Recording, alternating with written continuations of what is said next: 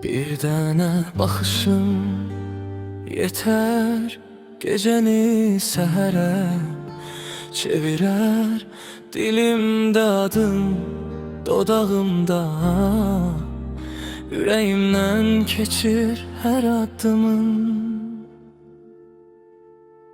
Gözlərinin xəstəsiyəm, dərmanım da, dərdim də sən. Bir dəfə bax, min dəfə yanım, çıxa bilmirəm bu halımdan mən. Gözlərinin xəstəsiyəm, al məni, apar içindən.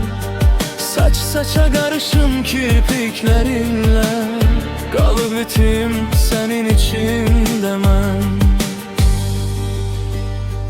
Mesaj yazıb silirəm yenə, qürurum ilişib sənin tinində. Adını eşitsəm dayanar nəfəs, üzümü gizlədirəm sənin səsində. Gözlərinin xəstəsiyəm, dərmanım da, dərdim də sən. Bir dəfə bax, min dəfə yanım, çıxa bilmirəm bu halımdan mən. Gözlərinin xəstəsiyəm, al məni, apar içindən.